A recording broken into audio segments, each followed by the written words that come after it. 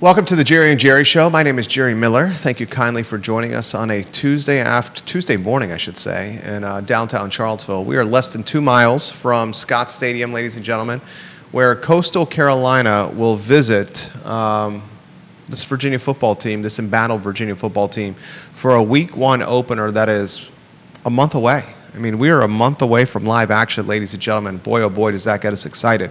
A lot to cover on the program. We have storylines galore with Tony Elliott's football team. We got a new general manager, and this general manager's got a lot of responsibility, not just the GM of the football team, but also women's basketball.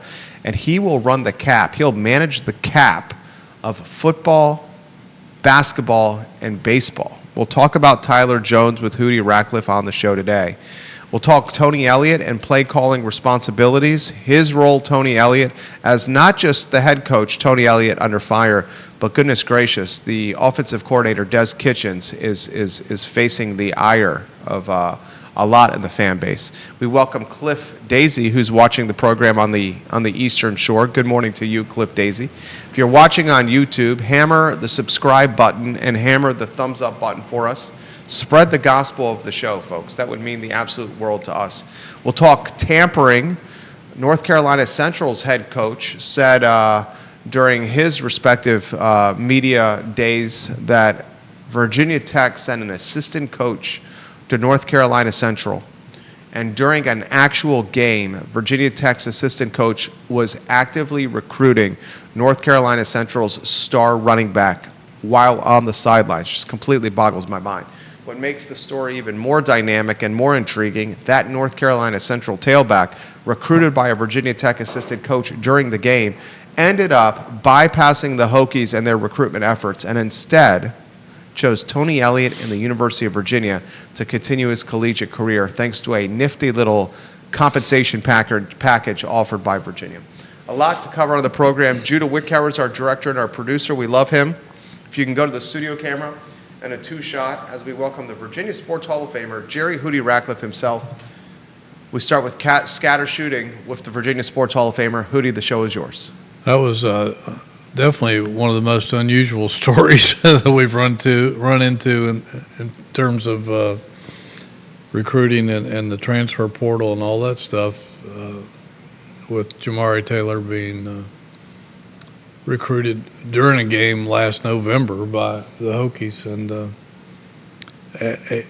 obviously he had a pretty good game. He rushed for over 200 yards in that game and scored 3 touchdowns. I guess he was pretty impressive.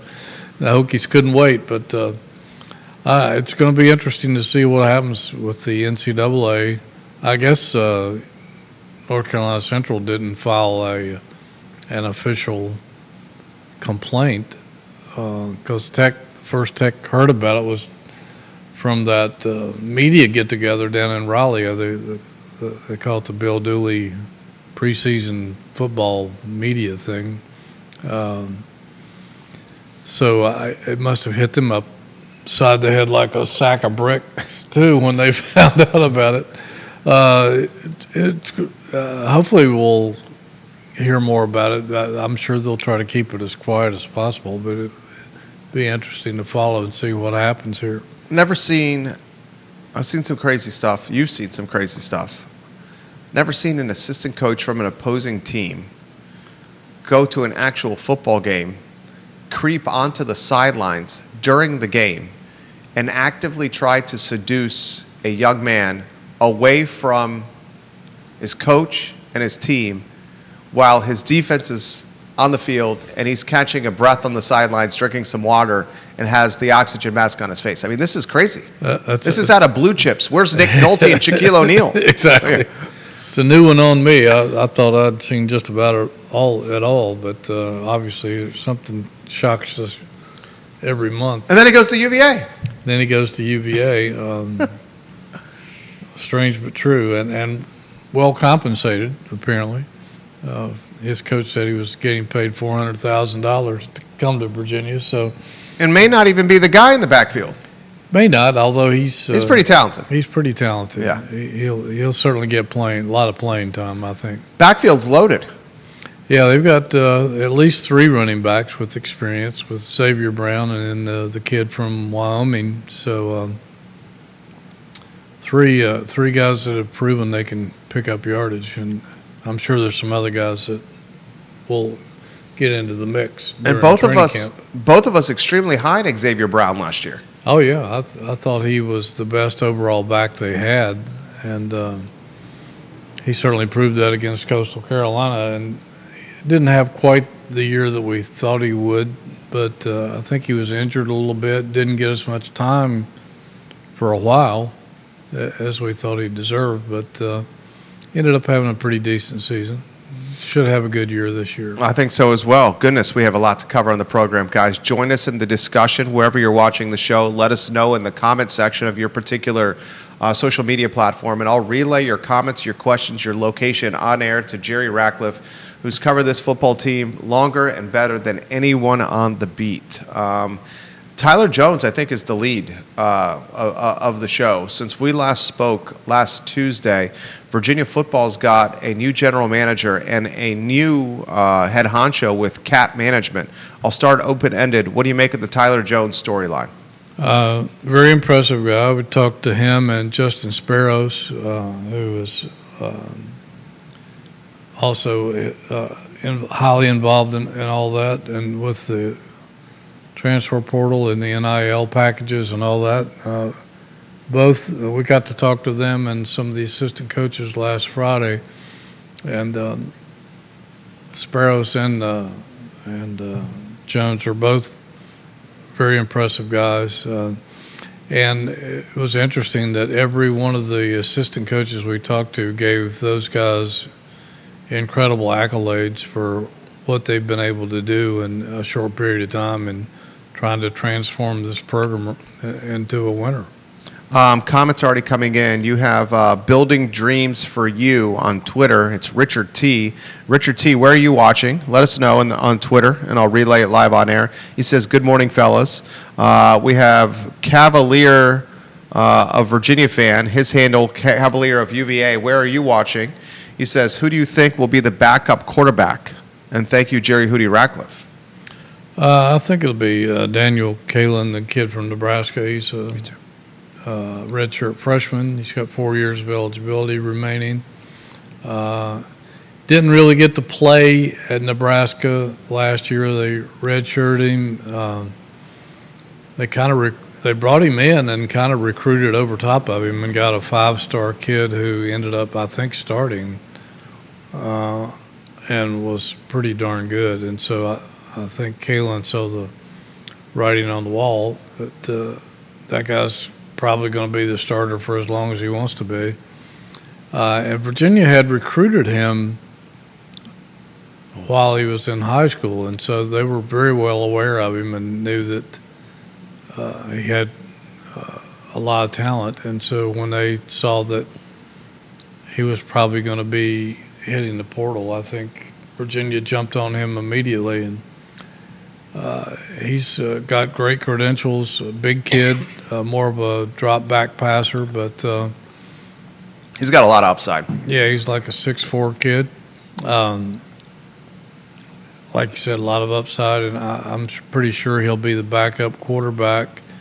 The Fralin kid that came here last year from New Mexico State has since gone, transferred out. So I'm pretty sure Kalin will be the backup guy. Comments, put them in the feed. I'll relay them live on air. More comments on Tyler Jones. Bill McChesney, welcome to the broadcast. The mayor of McIntyre. All right, break down the Jones news. We were wondering, general manager, when it was going to get announced. Finally announced. The Jones news is not just GM of football, but also women's basketball. Even most importantly, perhaps even more importantly, is cap management. And cap management of football, men's basketball, women's basketball, and baseball. This guy is going to be managing the cap, and explain what that means to the viewers and listeners in this new era of college athletics. Well, everything shifts constantly and will continue to shift until they get some order restored in college athletics. If you want to call it college athletics anymore, it's even Bill Belichick says you might as well call it professional athletics now because it's no longer what it used to be.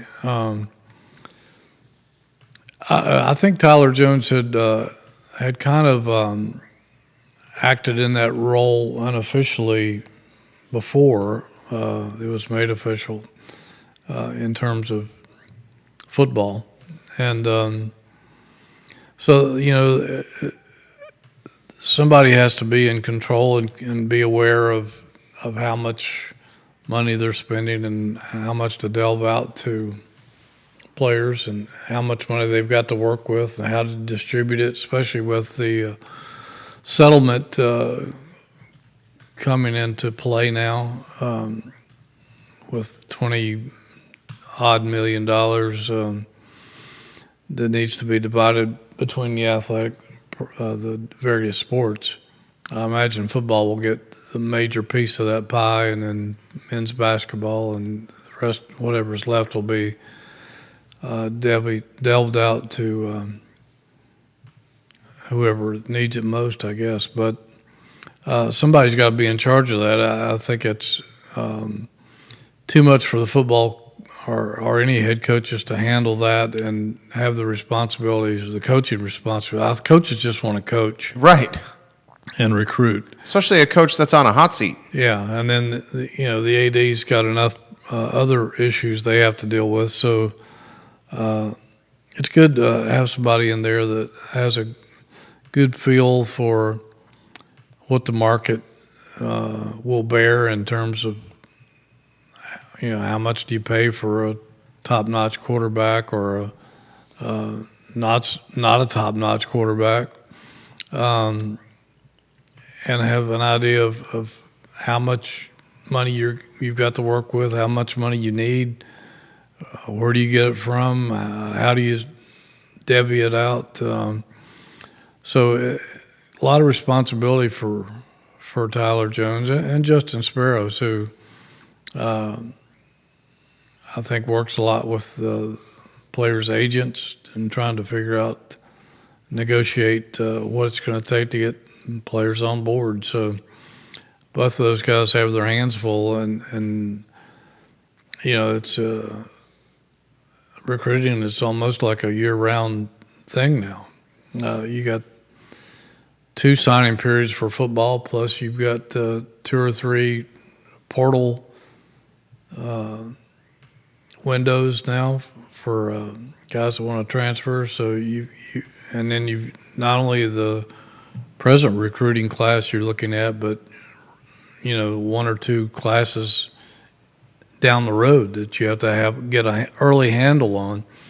So that's a ton of work for anybody to have to manage, and these guys have apparently doing a great job. One of the things that struck me the most Friday from talking to several coaches over at the George Welsh Indoor facility, we had a luncheon over there, and was able to talk to several coaches, UVA coaches, and without prompting, each one of those coaches went out of their way to talk about what a great job that Jones and Sparrows have done in attracting and acquiring talent into the football program. And I don't know that I've ever heard coaches gush as much about somebody as much as they did about these 2 guys and what they've done. And to a man, those coaches said, and if I were a Virginia fan, I would be pretty optimistic about this part of it. To a man, each one of those coaches said, the difference between this year and all the other years we've been here, because of those 2 guys and the work they've done, is like day and night. Wow. It's nothing compares to it in the past. So if I were a Virginia fan, that I would be encouraged by what those guys said. Comments continue to come in. We appreciate Rich watching in Appalachia, Virginia. That's significant. It's very significant. Yeah. It blew me away when they, and again, none of those coaches were prompted in that direction at all. It came right out of their mouths, and you could tell that they were very sincere about it. new era college football, the role the general manager plays with interacting with the head coach, do we know it yet? I don't know that we're that far down the road yet to where we know. I'm sure they have a good working relationship, and I'm sure that Because Jones is a relative newbie at UVA. He's only been here a couple years. Yeah. Was it Northwestern? He I believe so. last employed at Northwestern. I think so. And I'm sure, and it's not this way everywhere, because at Stanford, not Oliver Luck, but his Andrew son, Luck? Andrew Luck, Yeah. is the GM, and he's highly involved in the football program. He brought in Frank Reich to be their head coach, or at least interim head coach, and then at Cal they brought in another former NFL head football coach to be the GM, who seemed to have a little stronger role than maybe Luck Ron does. Rivera. Ron Rivera. Yeah. But then, I think Luck is pretty involved, but he and Reich are really close. So I think here that the head football coach is still the boss, and but I think that they just have separate responsibilities, and we'll have to work together and I would imagine we'll have to be on a pretty close basis to be able to make this thing work. Why I asked that, and I'm glad you brought this up. Bob Shada, the mayor of Birdwood, hello. James Watson, he's a UVA grad. Olivia Branch, the Queen of Keswick, hello. Thank you for watching the program. Johnny Ornalis, Stephanie Wells Rhodes, thank you for watching the program. Ron Rivera, head football coach in the National Football League at one time. Most known for what? His time with the Panthers? Probably so, yeah. Yeah. He's the general manager at Cal. With the setup they have at Cal, he's the boss. Yeah. The football coach, Justin Answers to Wilcox, him. answers to Ron Rivera. Yeah. The football coach at Cal answers to the GM, Ron Rivera. I'm curious if we head in that direction eventually. And this is what I'm curious about. Right now, Tony Elliott's the boss. He's in year 4. If year 4 does not go according to plan, Tony Elliott and his coaching staff are out. Whoever they hire, I wonder if it's going to be the setup like Cal is doing. Because in the professional ranks, the GM in a lot of ways is Right. the boss. Yes, he is. In every case, I think, in the NFL. Except for maybe a high-profile head coach. Yeah, and some there has been. I don't know if there are any now, but there has Coach been GM. some guys who were coach GMs. Yeah. Like Bill Belichick was for a while. But that's a good question, and I don't know that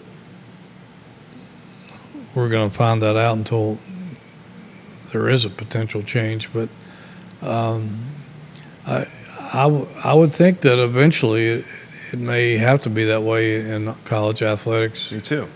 The way the model has transformed, 100%.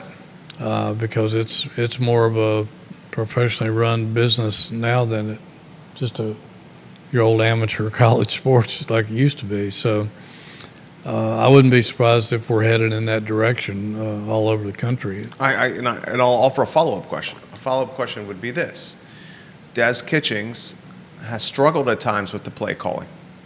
Tony Elliott was hired because of his play calling prowess at Clemson. Does a general manager ever say, Tony Elliott, you now need to be the play caller? Des Kitchings is stripped of that duty. Or another example was in Bronco Mendenhall was the head coach. He had success. The athletic director went to him and said, you got to fire some of these lieutenants or change some of these assistant coaches. He refused. He left. Does it get to be the general manager's role? I just find it very curious, this adolescent dynamic. Adolescent might not be the right word, this emerging dynamic that's being birthed here, because it's very reminiscent of what we know from the NFL, the NBA, Major League Baseball here. And as the money continues to pour in, I mean, they literally got a brand new roster, Virginia, Right. because of massive financial contributions to the program. If they didn't get all this money, they wouldn't have this brand new roster that seems to be pretty loaded on paper. Yes. Certainly has a lot of depth, and expectations are high. When that money comes, it seems like it becomes more business management and less X's and O's. Yeah, I don't think there's any doubt about it. And I think that's why as we kick the can down the road, I think at some point it's going to have to change, because especially everybody's targeting 2030, I guess, when all the national TV contracts expire. There's supposed to be another reshuffling of conference realignment. Perhaps the big model that we keep hearing about, where college football will break away from the NCAA and form its own entity, and it'll be, 75, 85 teams or more, broken up into divisional play like the NFL. There really won't be, they won't have conference affiliation like we do now. The other sports will remain conference affiliated, but football will be a completely different entity. I think by that time, and with TV contracts changing, and all hell may break loose. And I imagine if that's the case, by then we'll probably see the GM role evolve into more of a professional model like it is in the NFL and NBA. Wild times, guys. We're wild times with college athletics. We talk play calling. It's on the feed again. This seems to be a theme that's common on the show each week. Tony Elliott, and you penned some commentary on this, or some reporting on this, on JerryRatcliffe.com. I encourage the viewers and listeners to visit JerryRatcliffe.com. Headline on your website: Elliott won't interfere with UVA offensive play calling. Yeah, he was asked about that during. Everyone's asking this during the kickoff, and oddly enough, the person that asked him about it was Mark Richt, the former Florida State offensive coordinator, Georgia head coach, Miami head coach, who's now a commentator on the ACC network, and he was just curious about that fact, because Elliott had been such a dynamic play caller for Clemson when they were winning national championships and in the playoffs quite regularly.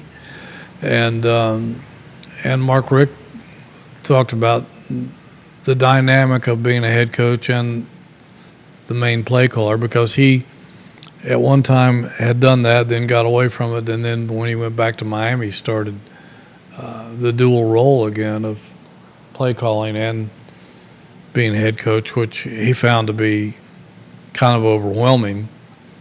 But he asked Tony about that, and Tony said that he would prefer to just remain the head coach, to oversee the entire program and not devote all of his time to just the offense. And he also suggested that he's been the play caller, the offensive coordinator before, and you don't like people looking over your shoulder all the time, and so he didn't want to do that to Des Kitchens. He has ultimate respect for Des Kitchens, and if you ask him about Des, he says Des knows a lot of football.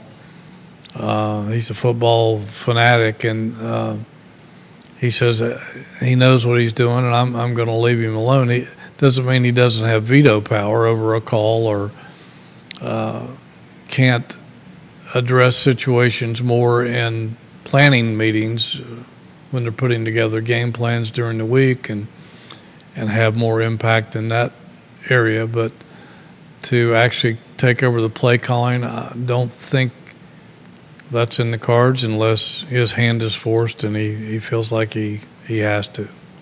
Time will tell. I think we're going to know. We're going to know pretty soon, as we're a month away from kickoff. Coastal Carolina and Charlottesville. We'll get to that. Training camp starts tomorrow as well. We'll get to that as well.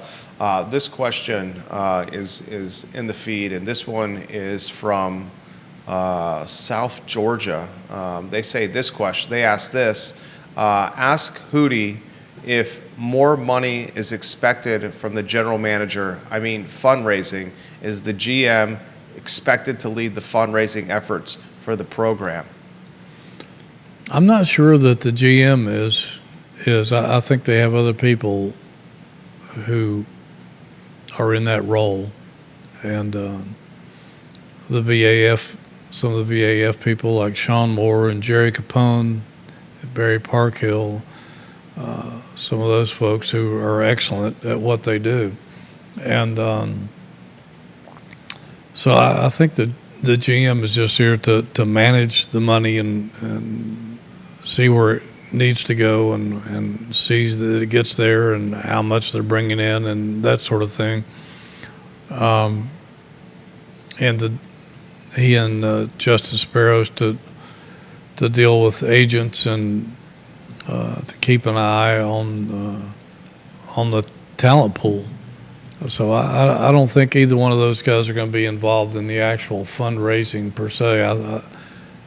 No more than the coach is. I think they have professionals who are really skilled at that, and we'll leave that up to them. This is an interesting comment that's come in the feed. Are all the players now represented by agents, or are parents involved with negotiating some of these deals?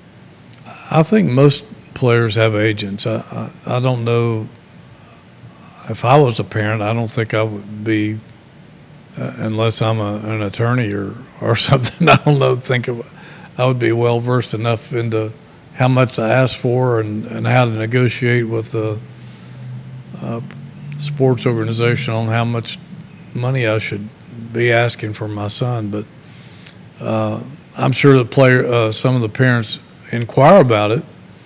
In fact, if you talk to some coaches, they'll say up until recently, you would go into a recruit's living room and talk to the family, and the first questions out of their mom's or dad's mouth would be, can you talk about the education opportunities that my son is going to get? And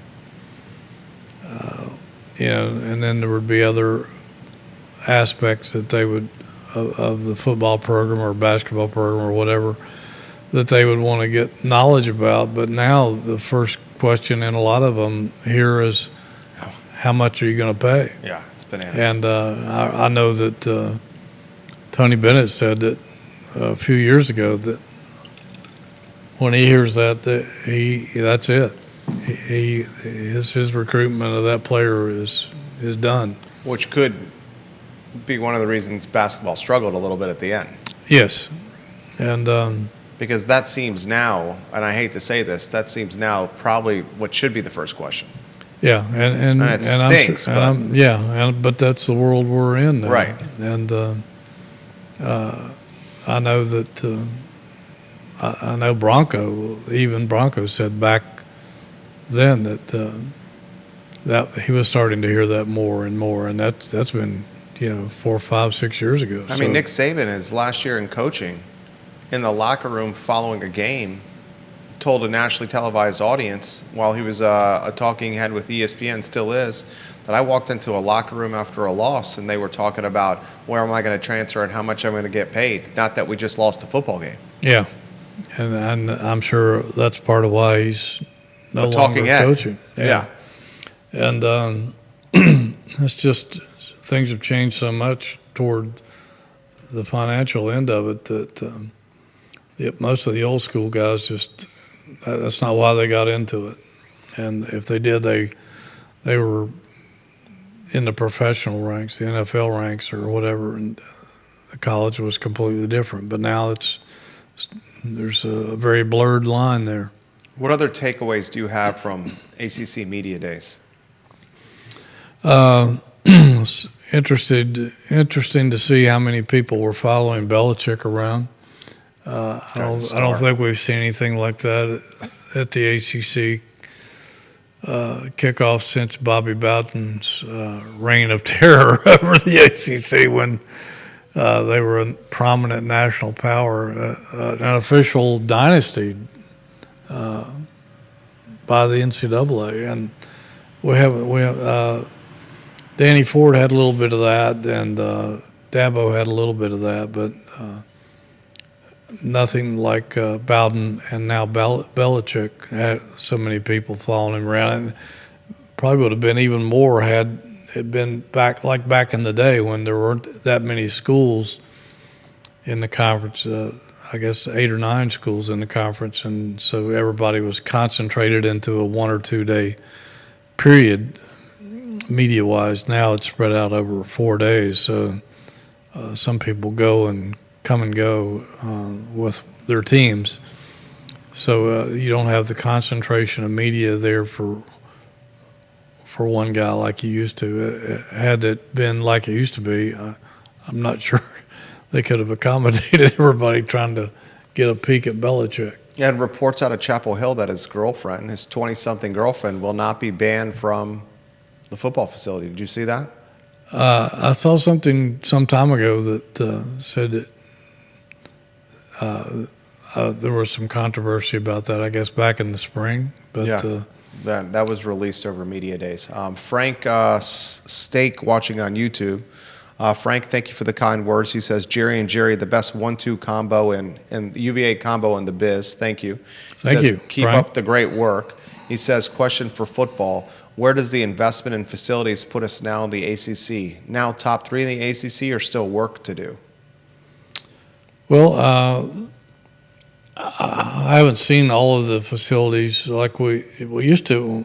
The beauty of the conference back in the day was we had the ACC football tour that went on for a little over 50 years. I was fortunate enough to be part of that tour for a long time, and until it ended back in the early 2000s. And back in those days, we used to get to go to every campus in the conference and see all their facilities firsthand, and a lot of schools would go out of their way. If there'd been any changes in facilities, they would want to showcase that to us. And I know that with all the reporting that was going on then, it would sometimes help accelerate the arms race, so to speak. I'll never forget Carolina making some great additions and renovations to Kenan Stadium, and the late Carl Smith at that time read my report about that from the football tour and decided that Virginia needed to one-up the Tar Heels. And he was a player back in the day with Frank McHugh and some of those guys. And although Frank wasn't a player, but Joe Palumbo and those guys, Frank was from that same era. But anyway, he wanted to one-up Carolina, and so that prompted him to make the, I think, $25 million donation at the time to vastly improve Scott Stadium.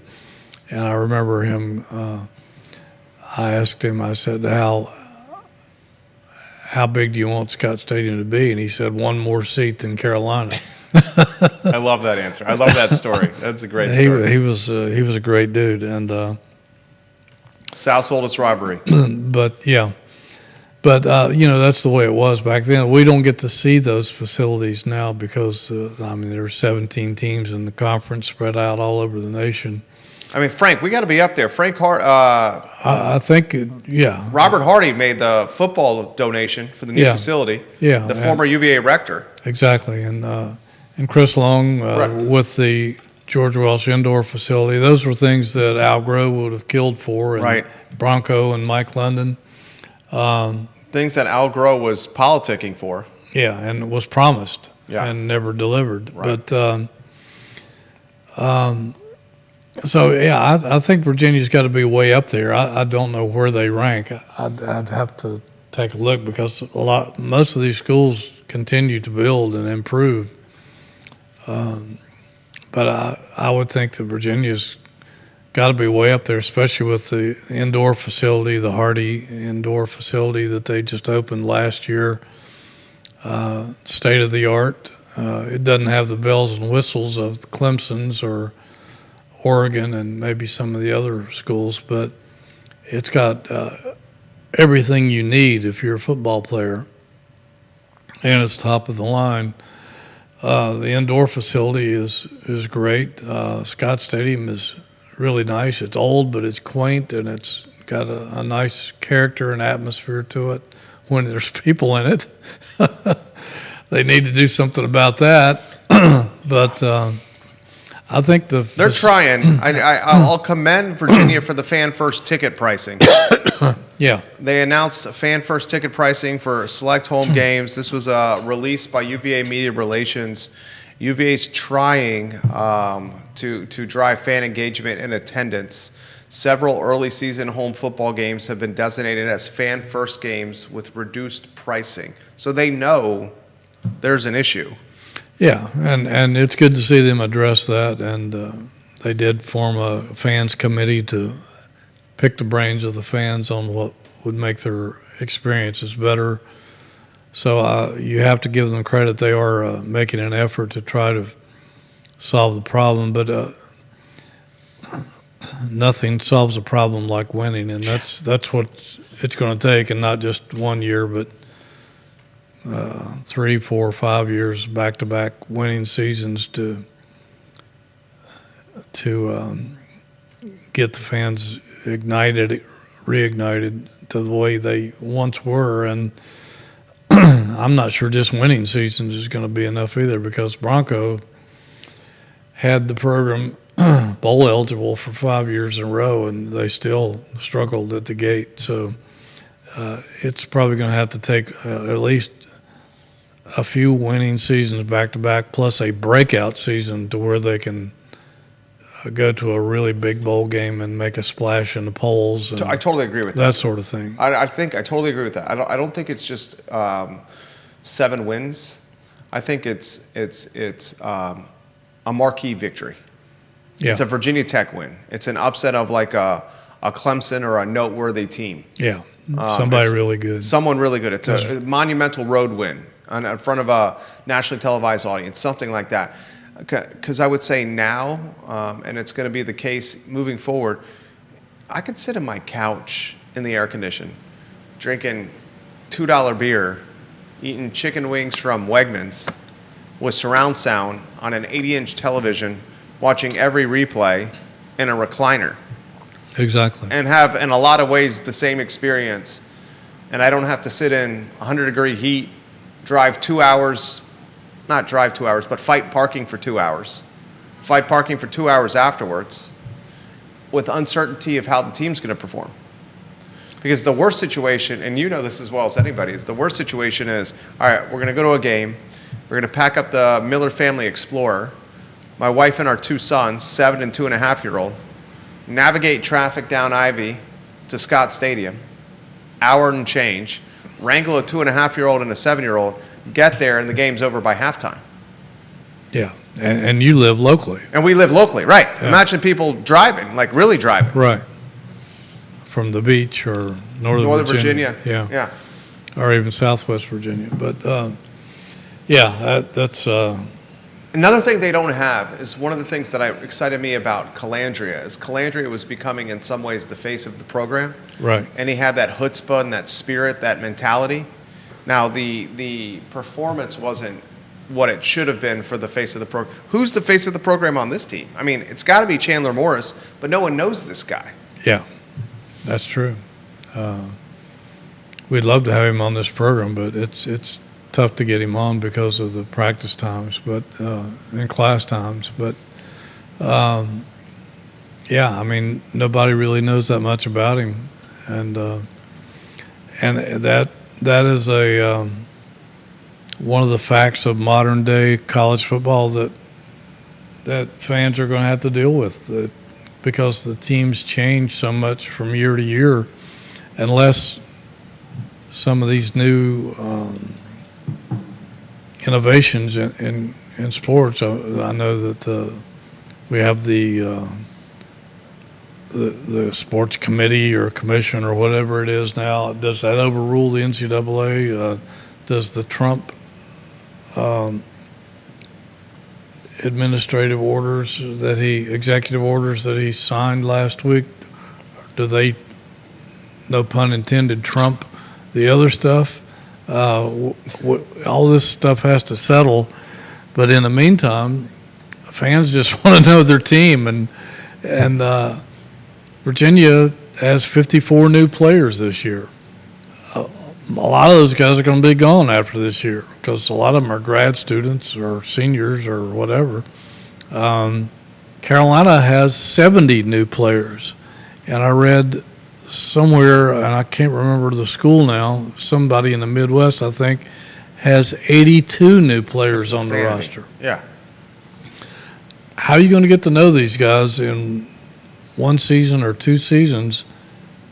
And, they're here for a season. By the time you get to know, you're familiar with your starting lineup, they're gone, and there's 50 new guys coming in. So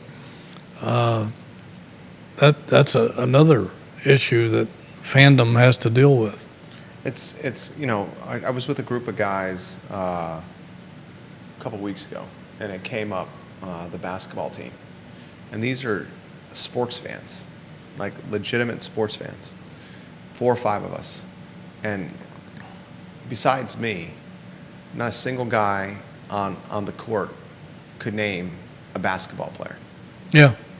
Could not, and these are sports fans. Right. Could not name a player on the basketball team. We could do it because we do this, we follow it, but couldn't name a single player on the team. It's just a wild time. Yeah, I've got the new Virginia football roster right here. I need a copy of that. And I'll bet you the average Virginia fan can't name 10 guys off of that team. I 100% agree. I bet you the average football fan, like, with Jay Leno when he would stop people on the side of the road and ask them questions, if you stopped the average Virginia football fan and said, who's the starting quarterback? How many could name the starting quarterback? I would say very few. Who could name who's the best player on defense? Yeah. Right? Who's the starting running back? Maybe they get Xavier Brown because he was there last year. And he may not be the starter. Right. Then you got a guy like Antonio Clary. You want to hear a crazy story? This is full of crazy stories. Antonio Clary made his debut, the safety for Virginia, made his debut in 2019. He appeared in 5 games in 2019. He appeared in 9 games in 2020, 12 games in 2021. Started 7 of 8 games in 2022. Missed all of 2023 due to injury. Played last year. This guy, 2019, he made his debut and is playing it. This is his 1, 2, 3, 4, 5. This is his 7th season of college football. Yeah, it's funny. When they handed out these rosters last Friday when we were over at the Welsh Indoor facility. They handed out the complete rosters, and it used to be the roster would be the number, the player's number, the player, the position, hometown, and your class, like freshman, redshirt freshman, sophomore, whatever. Now they just put year instead of class. And just going down this list, there's 7, 5, 5, 5, 5, 6, 7, 5, 5, 5, 6, 7, 6, 6, 6, 6, 6, 6, 6, 5, 6, 6, 5, 6, 6, 6, 5, these are grown-ass men. 6, 6. And that's some of these guys, they've been around. Antonio, 23, 24 years old. This has been in it. How old? Antonio Clary enrolled at UVA in January of 2019. I'm looking at his bio on virginiasports.com. Enrolled in UVA in January of 2019. This is what they have under the personal section of his bio, Antonio Clary. He received a bachelor's degree from UVA in history with a minor in African American studies in 2022. He's already earned a master's degree in educational psychology from UVA. He legitimately is about to play his 7th season of college football. Yeah. There was a tight end from Miami last year who was in his 9th year of college football. James Watson watching the program. James Watson just made a hilarious joke. Antonio Clary has a family and a mortgage. James Watson. He very well may. He says, just kidding. But Antonio... That's a good one. That was hilarious, James Watson. But he says this. He does have his master's completed. I wish him luck as a pre-COVID era guy. I wish him luck too. And I have no beef with Antonio Clary playing the game here. I think it's great.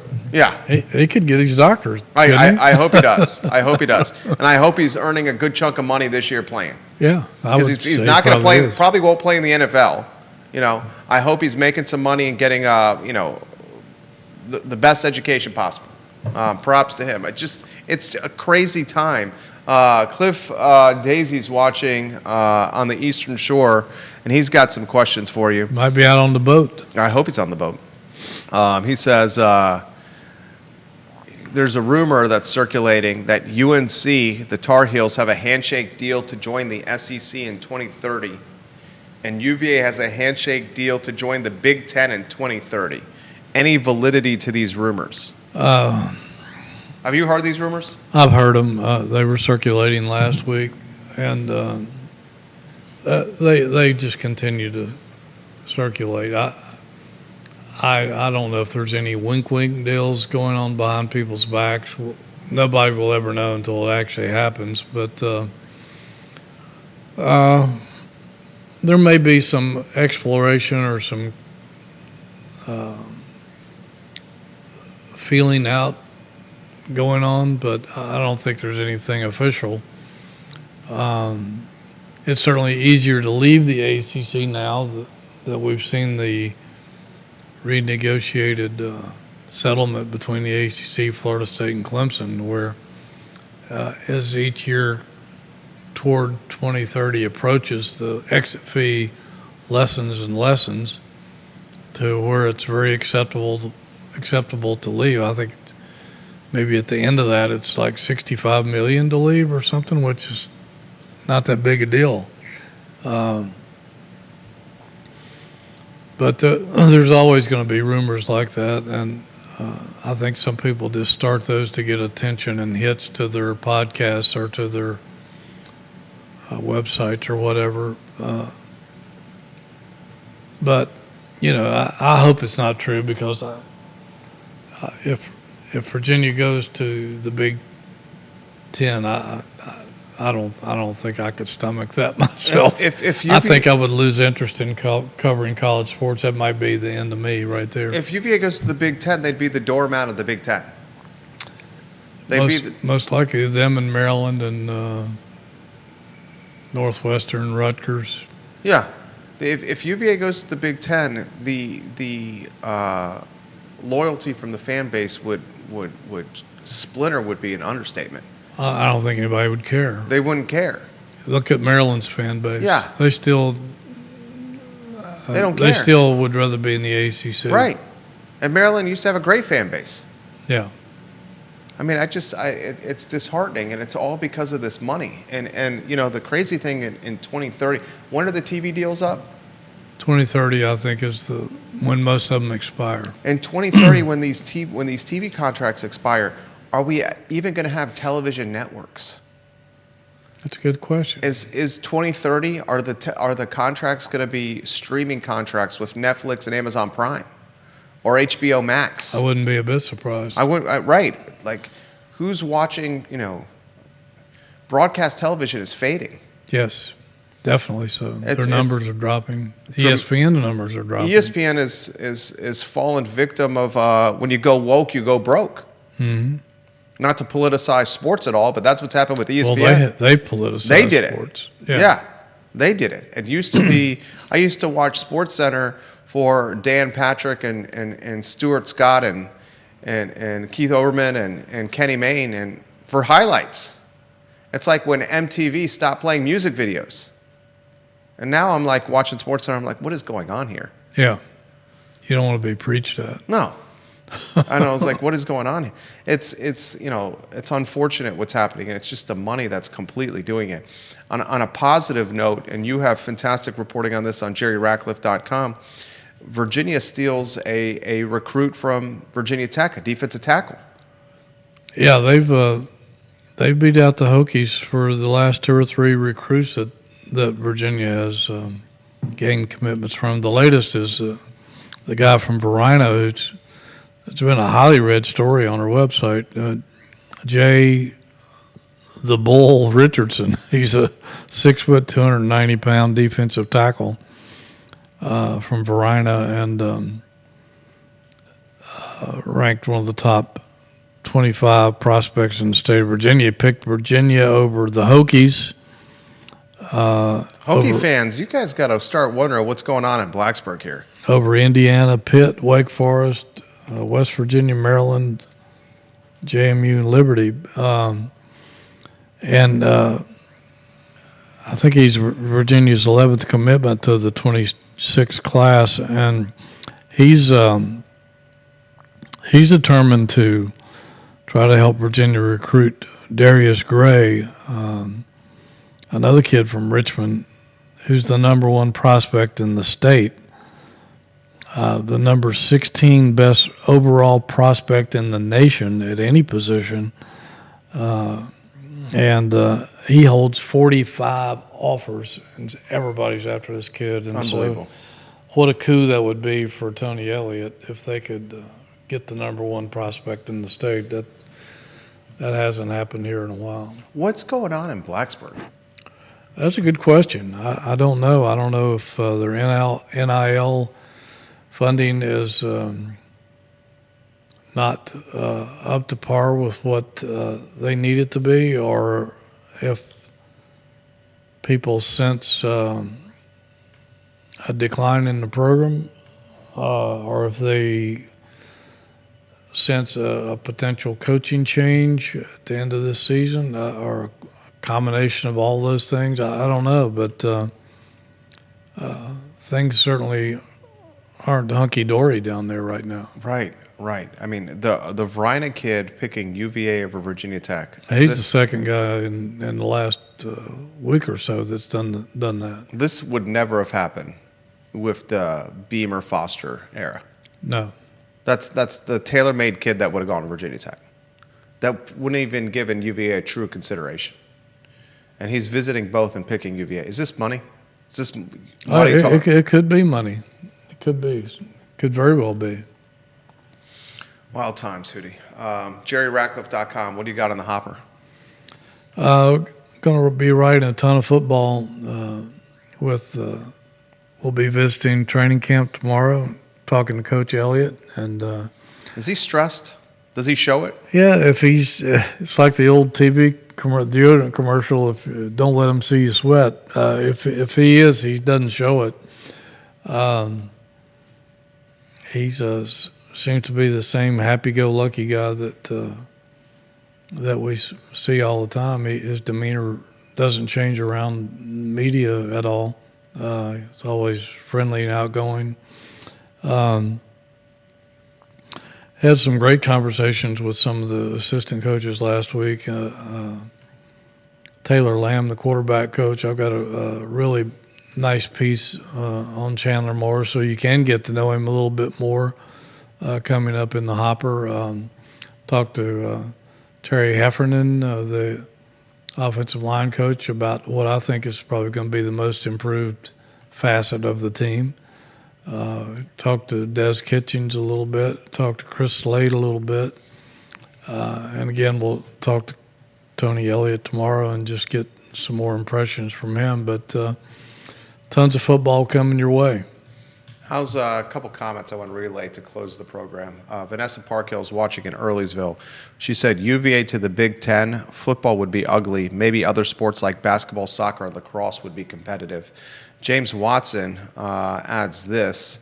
My guess is Maryland went to the Big Ten years ago because the Under Armour CEO looked at how much money they could make, particularly since the Beltway is full of alumni from the Michigan and Ohio State, and they could fill their stadium with away fans. I do know, had the pleasure a few times of interviewing Kevin Plank, the CEO of Under Armour, the founder of Under Armour, and he was extremely influential with not just the Maryland football program, but behind-the-scenes decision-making. No question. This comment's come in.